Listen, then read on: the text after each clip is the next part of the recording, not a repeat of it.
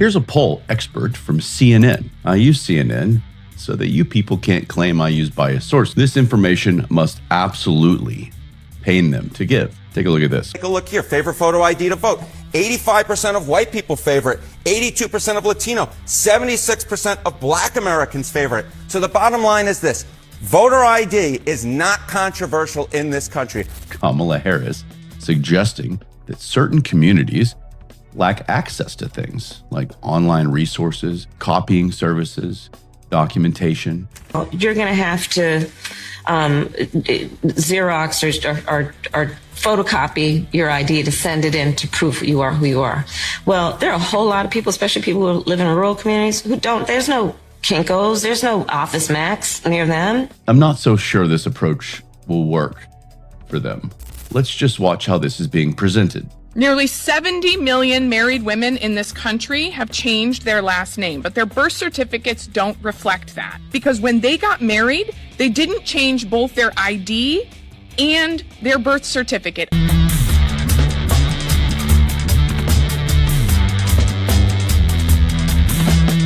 Welcome to Stay in the Fray podcast. I'm your host, Ryan. This is where headlines get hit hard, hypocrisy gets shredded, and the absurd are laughed at. If you want comfort, this isn't your place.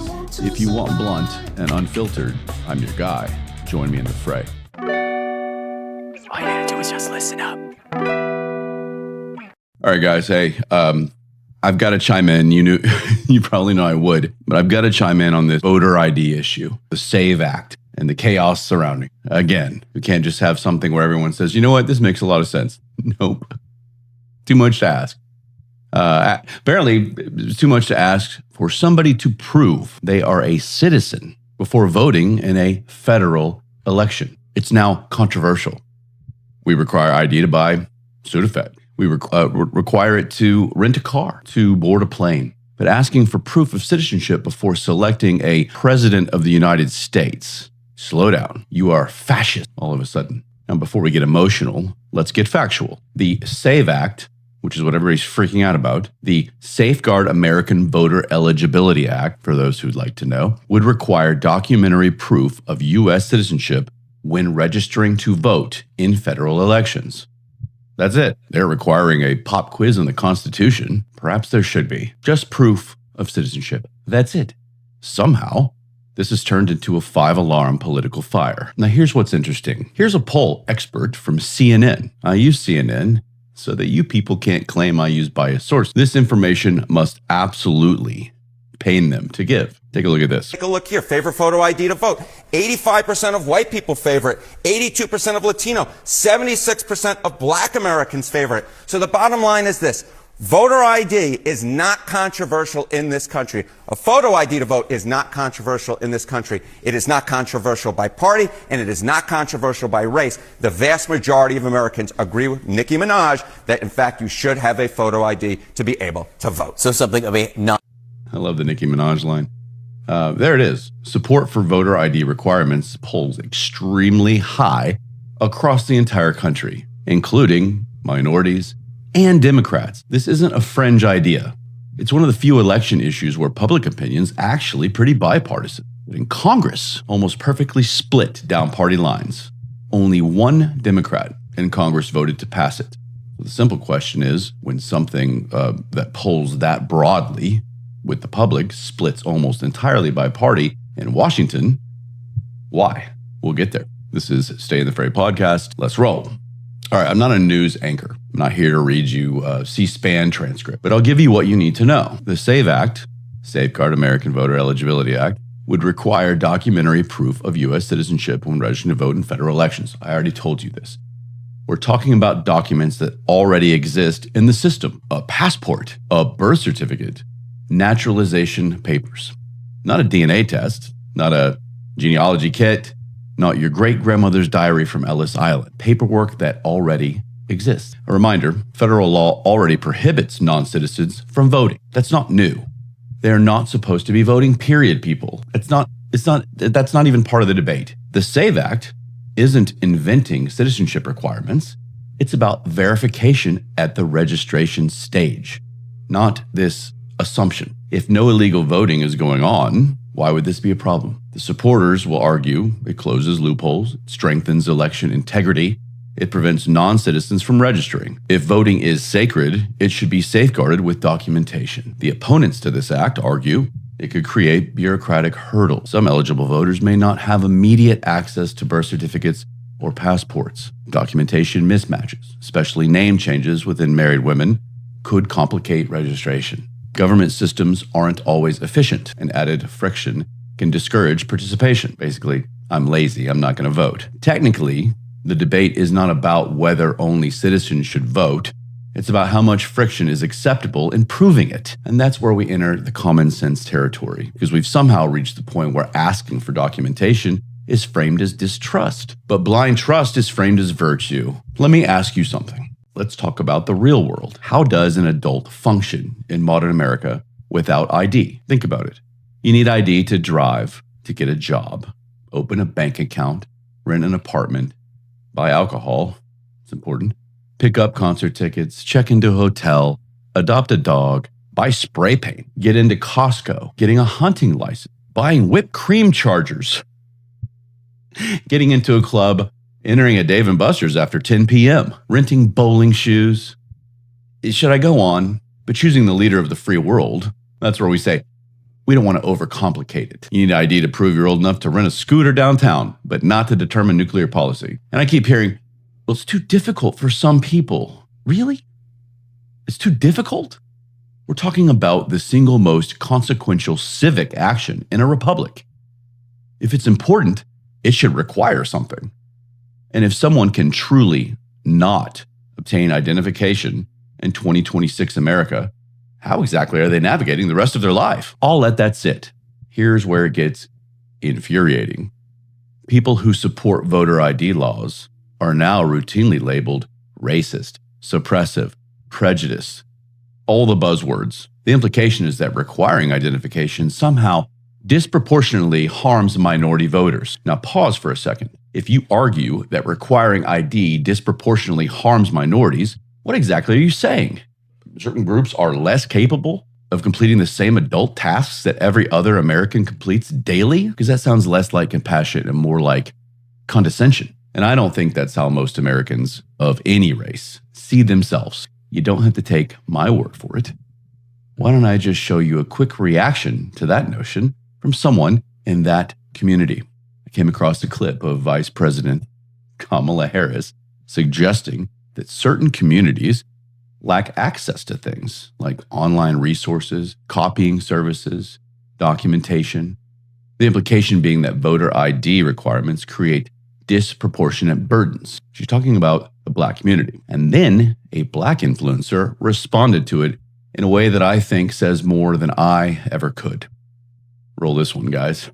You're going to have to Xerox or photocopy your ID to send it in to prove you are who you are.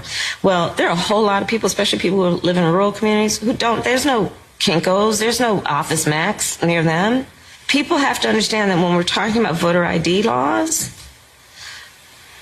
be clear about who you have in mind and what would be required of them to prove who they are. He's like biting. It's fantastic. I'm not so sure this approach will work for them. If the defense against voter ID laws requires portraying millions of capable adults unable to access the same tools everyone else uses daily, that is not protection. That's projection. There is a difference between acknowledging bureaucratic inefficiencies and suggesting entire demographics are incapable of navigating adulthood. And I think a lot of people, including the guy you just saw, are tired of being spoken about like that. Now let's address the elephant in the room, of course. Why is this almost entirely split by party? Without saying it. When something divides nearly 100% along party lines, it's rarely about principle alone. It's about incentives. Policies that expand registration and reduce verification tend to benefit urban, transient, and lower income populations. Demographics that lean Democratic. Policies that tighten verification tend to benefit Republicans. That's not a conspiracy theory, it's political math. So when I say In my opinion, it's pretty obvious why they're so adamant. I'm not alleging secret crime rings. I'm talking about political incentive structures. Why does one side need to lessen ID laws? It's not rocket science, people. Every party fights the hardest for policies that benefit their coalition. That's politics. So stop pretending. So let's talk about one of the arguments being made against this bill in this regard. And I genuinely don't know where to begin with this one. Apparently, we're being told that millions of married women could be unable to register because their birth certificates reflect their maiden name, and their current ID reflects their married name. Before I even respond, let's just watch how this is being presented. Nearly 70 million married women in this country have changed their last name, but their birth certificates don't reflect that. In Michigan's 3rd district alone, 160,000 women could find themselves unable to register simply because when they got married, they didn't change both their ID and their birth certificate. 160,000 women in my district alone. Oh, goodness. First of all, birth certificates don't change when somebody gets married. They've never changed. That's not new. It's not some shocking development tied to this bill. What changes is your legal name. And when that happens, there is a paper trail. Marriage certificate, updated social security record, updated driver's license, passport update, mortgage documents, bank accounts. Married women navigate this documentation chain all the time. To get a passport, to buy a house, to update insurance, to deal with social security, to file taxes, to travel internationally. But suddenly, when it comes to registering to vote, presenting documentation that connects those names is treated like an insurmountable barrier. We're not talking about scaling Everest here. We're talking about producing documents that already exist. Is it paperwork? Yes. Is it oppression? No. Here's the bigger issue. When lawmakers present this as though millions of women are incapable of navigating standard identity verification, that is not advocacy. That's lowering the bar. Voting in a federal election is not a casual activity. If anything, it deserves documentation standard. It's that. If the argument is that any administrative step is too much to ask, then what exactly is the standard? Because no friction whatsoever is not how any serious system operates. All that being said, I have another question. This has really been bothering me these days. It's a little off of topic. But when did adulthood become optional? This reminded me of that. It's not just this. This debate isn't really about paperwork. It's about standards, like I just said. Somewhere along the line, asking adults to meet basic requirements became controversial. We've lowered academic standards. We've created the idea of safe spaces from words. We treat disagreement as trauma. We replace accountability with accommodation. And now asking for proof of citizenship before voting is framed as oppression. When did adulthood become optional? Voting is not a TikTok trend. It isn't a mood. It's a civic responsibility. If we treat it as sacred, then protect it. If we treat it as serious, then verify it. Otherwise, what are we even doing? So here's where I land, as if you didn't know already. If you're a citizen, proving it should not be offensive. If voting matters, safeguarding it should not be controversial. And if the argument against verification relies on lowering expectations for adults, then maybe the problem isn't the ID. Maybe the problem is that we've gotten very comfortable lowering the bar. We don't need hysteria. We don't need accusations. We need standards. And we need to stop pretending that asking adults to act like adults is oppressive, unless there's another reason behind it for the Democrats. If you enjoyed this, like the episode, follow the show, hit the bell, all of the things, depending on where you're watching.